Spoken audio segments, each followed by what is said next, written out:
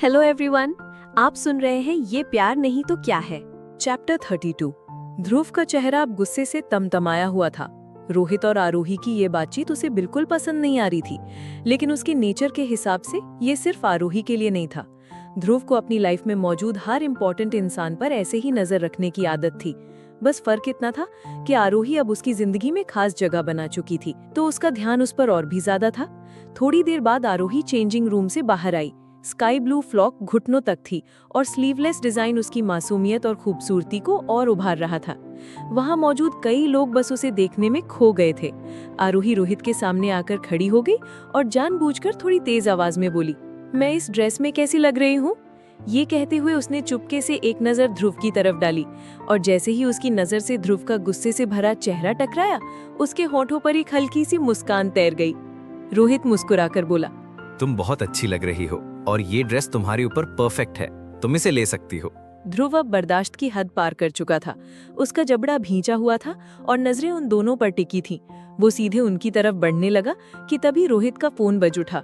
रोहित अपने मोबाइल को देखते हुए आराम से बोला, आई एम सॉरी आरोही, मुझे अब जाना होगा। आई होप मैंने तुम्हारी हेल्प कर दी हो। आरोही ने हल्की मुस्कान के साथ जवाब दिया, अरे तुम्हें सॉरी कहने की जरूरत नहीं है, और हाँ, तुमने सच में मेरी काफी हेल्प कर दी, थैंक्स। रोहित ने सिर हिलाया और बाहर निकल गया।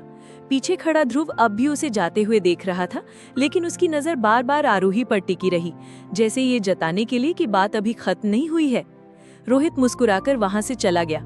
आरोही उसे जाते हुए देख रही थी कि तभी उसकी नजर अपने सामने लगे बड़े से मिरर पर पड़ी, जहां से उसे साफ दिखा कि ध्रुव उसकी तरफ ही बढ़ रहा है। ध्रुव को अपनी ओर आते देख आरोही के चेहरे से रंग उड़ गया। उसने बिना एक भी पल गवाए जल्दी से कदम आगे बढ़ाए और चेंजिंग रूम की तरफ लगभग भागने लगी। आरोही को ऐसे भागते देख ध्रुव, जो कि उसकी हर हरकत देख रहा था, तुरंत समझ गया कि ये भागना उससे बचने के लिए है। लेकिन आज वो बिल्कुल भी उसे छोड़ने के मूड में नहीं था, इसलिए वो भी उसके पीछे पीछे तेज कदमों से चेंजिंग एरिया तक आ गया। आरोही, जो कि चेंजिंग रूम में अंदर जा चुकी थी, उसने जैसे ही डोर बंद करने की कोशिश की ही थी कि अचानक ठक, एक मजबूत हाथ ने गेट को पकड़ लिया और बंद होने से रोक दिया। आरोही की सांसें थम गई। वो किसी तरह हकलाते हुए बोली, ध्रुव, तुम ये क्या कर रहे हो? तुम इस तरह। उसने अपनी बात पूरी भी नहीं की थी कि ध्रुव डोर को हल्की ताकत से आरोही की तरफ ढकेलते हुए अंदर आ गया और उसने डोर भी लॉक कर दिया। आरोही हक्की बक्की खड़ी अपनी आंखें फाड़े उसे देख रही थी। अगले ही पल ध्रुव ने आरोही को पकड़कर उसी गेट से सटा दिया। उसकी आंखें इतनी गहरी और गुस्से से भरी थीं कि आरोही का दिल किसी रोलर कोस्टर से भी तेज धड़कने लगा। उसे यकीन ही नहीं हो रहा था कि ध्रुव इस तरह चेंजिंग रूम के अंदर आ जाएगा।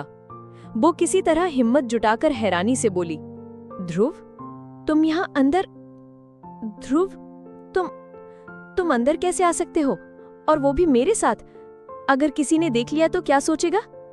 लेकिन ध्रुव के चेहरे पर इतना गुस्सा था कि उसकी ये बात मानो उसके कानों तक पहुंची ही नहीं। वो बस उसी तरह एकटक उसे गुस्से से घूर रहा था। ये पहली बार था कि वो ध्रुव के इतने करीब थी, और ये भी पहली बार था कि उसकी नजरों का बोझ उसे इस तरह बेचैन कर रहा था। ये ध्रुव के गुस्से का असर था या उसके करीब होने का, ये बात शायद खुद आरोही भी तय नहीं कर पा रही थी। वो पूरी तरह गेट से चिपकी अपनी सांसें रोके खड़ी थी। ध्रुव ने अपने दोनों हाथ उसके दोनों ओर गेट पर रख दिए, जैसे कोई रास्ता न छोड़े, और बस उसकी आंखों में देखता रहा। आरोही के होंठ कुछ कहने को हिल रहे थे, लेकिन आवाज जैसे गले में अटक गई थी। ध्रुव एक कदम और करीब आया, इतना कि उसकी सांसें आरोही के चेहरे को छूने लगी। इसलिए आरोही ने बेचैनी में नजरें झुका ली। वो अब उसकी आंखों का सामना नहीं कर पा रही थी।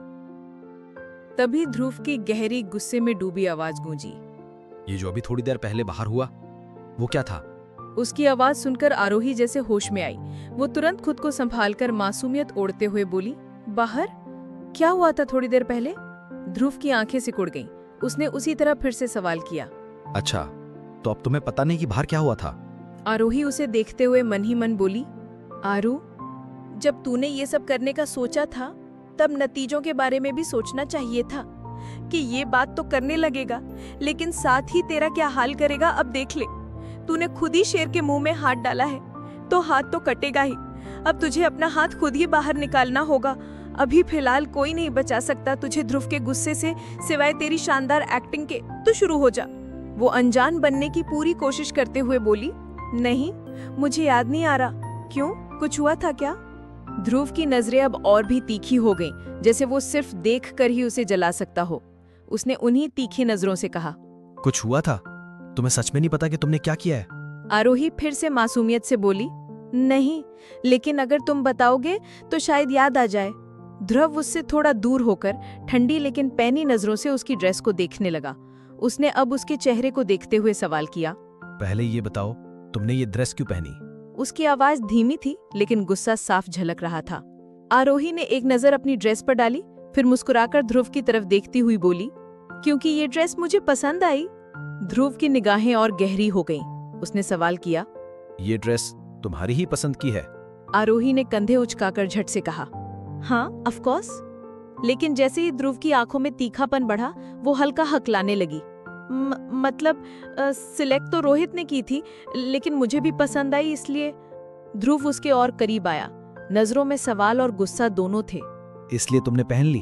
और ये बताओ, उसने ड्रेस क्यों सिलेक्ट की थी? आरोही हल्की घबराहट के साथ बोली, वो मैं बहुत कंफ्यूज हो गई थी इतनी सारी ड्रेसेस में। तब उसने मुझे देखा और हेल्प ऑफर की। मैंने हाँ कह दी। उसने ये ड्रेस दी और मुझे भी अच्छी लगी, तो बस पहन ली। ध्रुव के कदम फिर से आगे बढ़े। इस बार उसकी आंखों में गुस्सा फिर से बढ़ चुका था। उसने मदद करने को कहा और तुम मान गई? क्यों? आरोही ने हल्का मुंह बनाकर कहा, क्योंकि मुझे जल्दी से उनमें से कोई एक ध्रुव सिलेक्ट करनी थी और तुम मेरी हेल्प करना तो दूर मेरी तरफ देख तक नहीं रहे थे।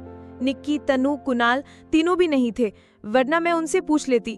तो ध्रुव ने उसकी बात बीच में ही काट दी। तो तुम किसी से भी हेल्प ले लोगी और ऊपर से उसकी पसंद के कपड़े भी पहन लोगी? आरोही ने मायूसी से कहा, तो और क्या करती मैं? तुम्हें सुबह से मनाने की कोशिश कर रही हूँ, लेकिन तुम हो कि मान ही नहीं रहे, और तुमने मेरी हेल्प करने से भी मना कर दिया।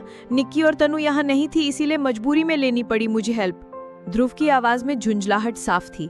तो तुम्हें लगता है मेरा गुस्सा होना गलत है? आरोही ने भी उसे घूरकर कहा, हाँ बिल्कुल, मैंने सिर्फ मजाक ही तो किया था।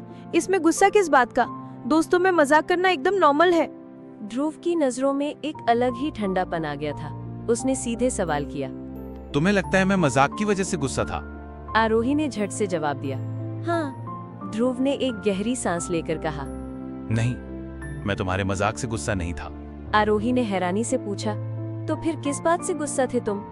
ध्रुव उससे दूर हटते हुए अब भी निगाहें उस पर ही टिकाए हुए बोला, मैं गुस्सा इस बात से था कि जब मैंने कहा था अब मैं तुम्हारे घर तभी आऊंगा जब तुम मेरे घर आओगी, तो तुमने कहा था तुम किसी न किसी बहाने से मुझे अपने घर पहले बुला लोगी, वो भी तुम्हारे मेरे घर आने से पहले।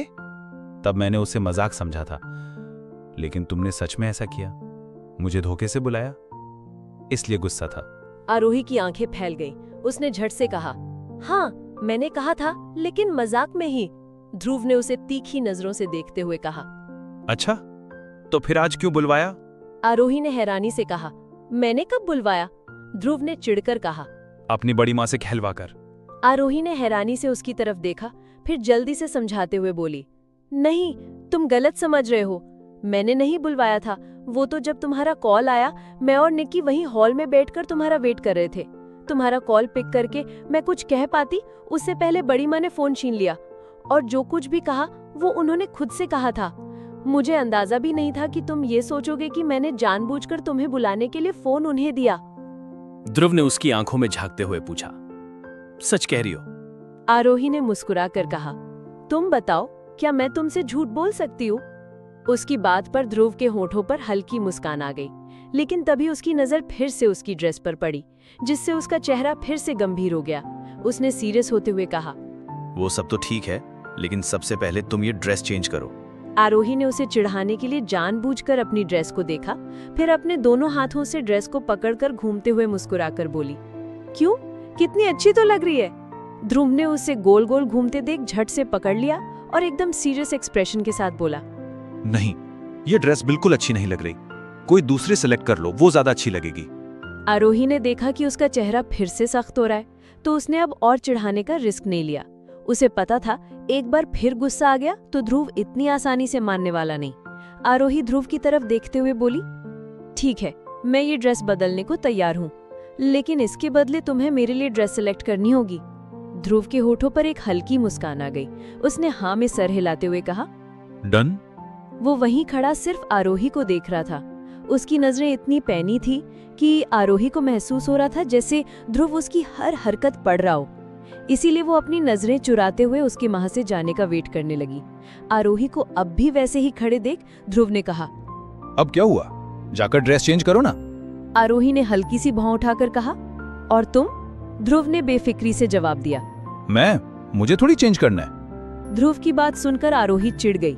उसने तुनक कर जवाब दिया, मैं तभी चेंज करूंगी ना जब तुम बाहर जाओगे। एक तो यूं ही चेंजिंग रूम में चले आए, अगर किसी ने देख लिया हमें एक ही रूम में तो क्या सोचेगा? इस बात का आइडिया भी है तुम्हें कुछ?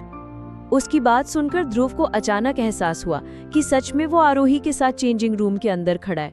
वो एकदम से हड़बड़ा गया। पहली बार उसके चेहरे पर वो घबराहट साफ दिखाई दी। उसने झट से अपने कदम पीछे लेते हुए कहा, सॉरी। इतना कहकर वो तुरंत बाहर निकल गया। तो गाइज, आज का चैप्टर तो यहीं खत्म होता है। अगर आपको मेरी ये कहानी पसंद आ रही हो तो वीडियो को लाइक करें, अपने फेवरेट मोमेंट को कमेंट में जरूर शेयर करें।